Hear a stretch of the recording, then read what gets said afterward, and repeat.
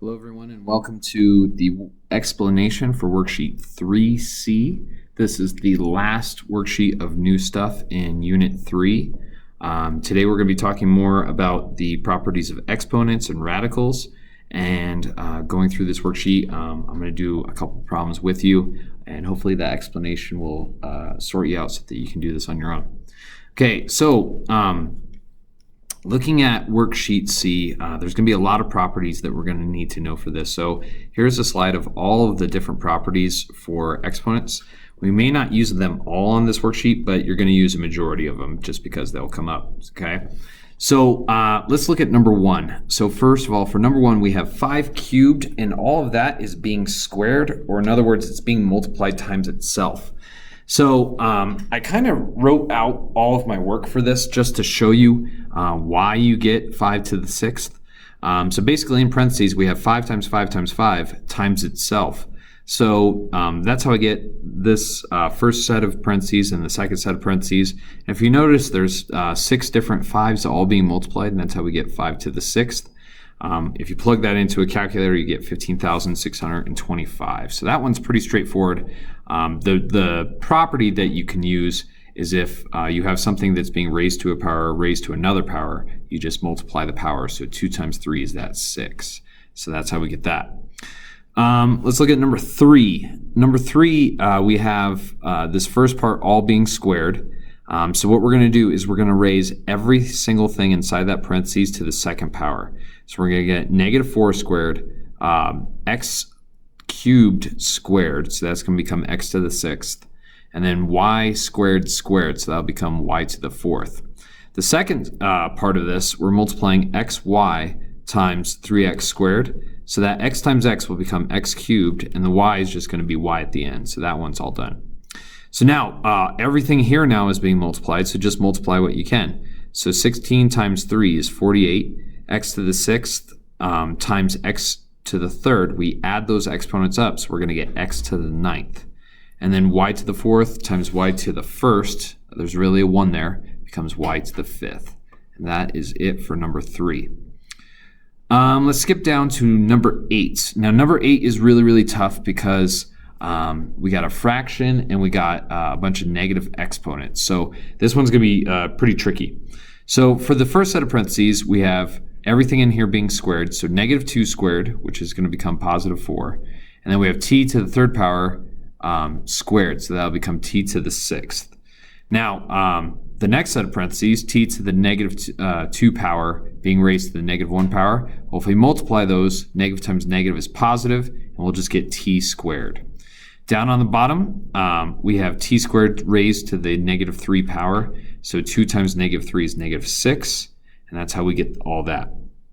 Okay, so from here we're going to reduce as much as possible. So that -2 out front being squared is going to become a 4, and then t to the 6 and t squared, add the 6 and 2, you get t to the 8th. So the whole top boils down into a 4 times t to the 8th power. Now down at the bottom, if you have a negative exponent, it's the same thing as 1 divided by that whatever it is being raised to that positive exponent. So that t to the -6th becomes 1 over t to the 6th power.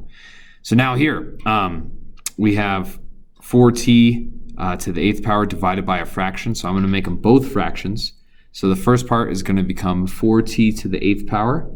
And then we change it to multiplication, and then we flip the bottom one upside down, so that t to the 6th now goes up top. So add those t's together, the exponents for the t's, and you're going to get 4t to the 14th power, and that is it. Okay, let's look at number 10. Number 10 is really tough because, once again, we have a ton of negative exponents, and we have some division, so some stuff's going to cancel off. So we're going to have 14 to the -3rd power, and that's going to be 1 over 14 to the 3rd power. Then we have x to the -3 power raised to the -3 power, so we multiply those, we get a +9. Y is also going to be raised to the +9 power. On the bottom, we're going to get 7 to the -3rd power, and then x is going to be raised to the, -4 times -3 is +12 power. And then once again, y becomes y to the 9th. Okay, so from here, 14 raised to the negative third power is going to be 1 over 14 raised to the third power. Same thing for 7 is going to be raised to the third power and put underneath a 1. And then a whole bunch of things canceled off. I had 9x's up top, 12 on bottom, so 9x's canceled off and 3 were left on bottom. My y's canceled out completely, so they're just missing. So now I'm going to have a fraction divided by a fraction. So the first fraction is 1 over 14 cubed. That becomes 1 over 2,744. The bottom, the x squared goes up top, and then we do keep, change, flip. So it changes to multiplication. X squared, it was on top, now it goes on bottom. And then 7 cubed is 343. Well, if you multiply tops and bottoms, you get 343 over 2,744 x cubed. And 343 goes into 2,744 8 times. So the top will reduce to 1 and the bottom will reduce to 8. So you get 1 over 8x cubed. So pretty tricky problem. There's a lot of stuff in there. Okay, so let's look at number 14. So number 14 says simplify and try not to use a calculator. So this number 14 is being raised to the 1/2 power. So that means we're going to be square rooting it, or in other words, it's going to be a root sign with a 2 out front. Typically, if it's square root, we don't put the 2, but if we cube root it or fourth root it, we will put those numbers out there, okay? So we're going to have the square root of -4, and just like on the last worksheet, we got to break down this radical, so we're going to do square root of 4 times square root of -1.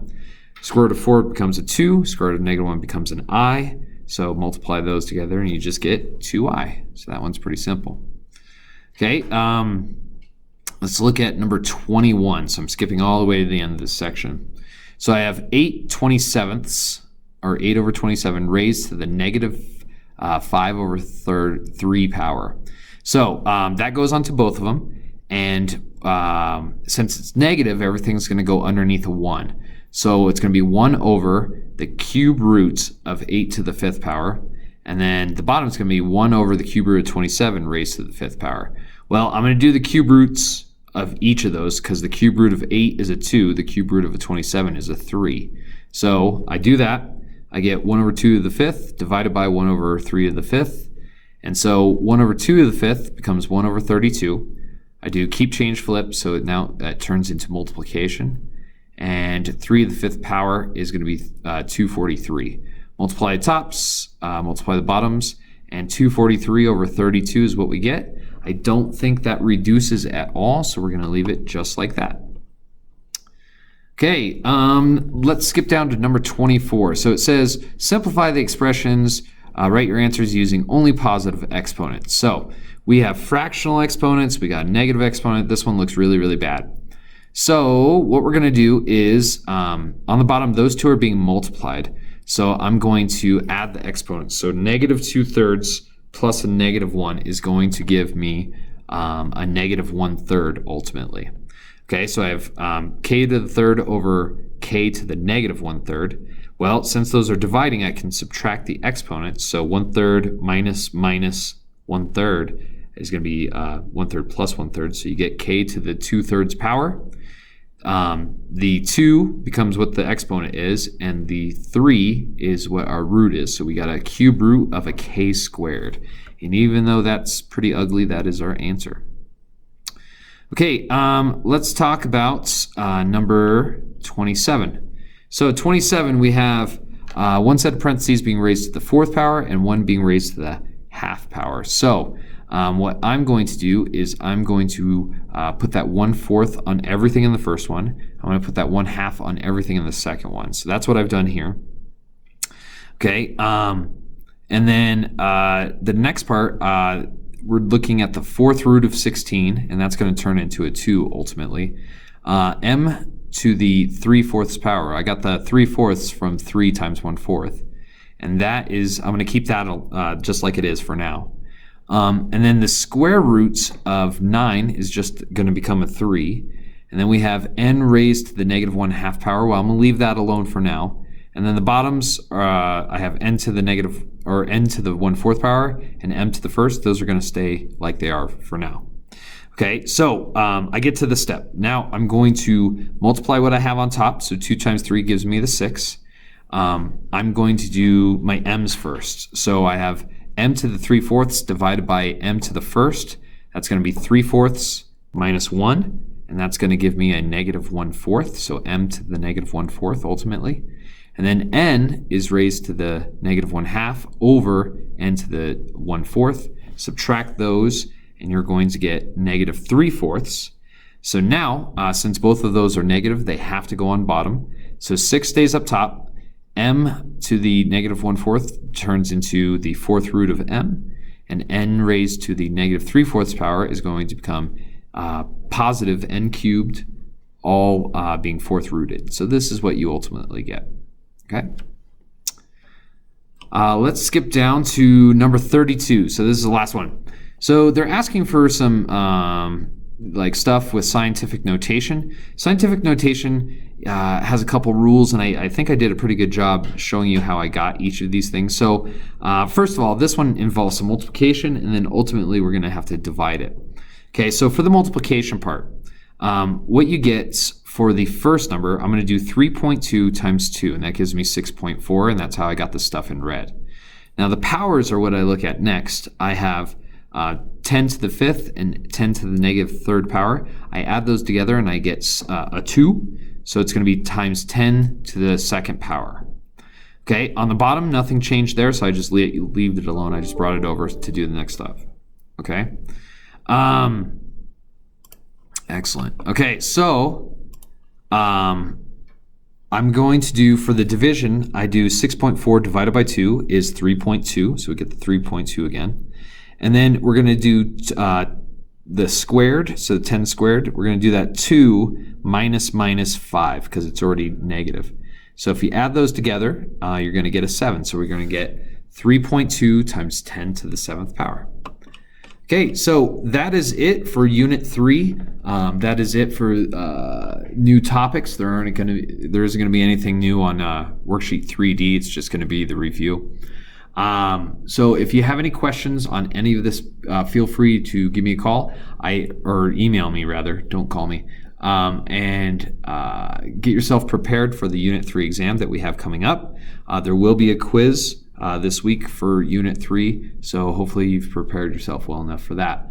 There are a lot of properties, and really the only way to get good at these is to practice on them a bunch. So good luck with that, and let me know if you have any questions. Thank you.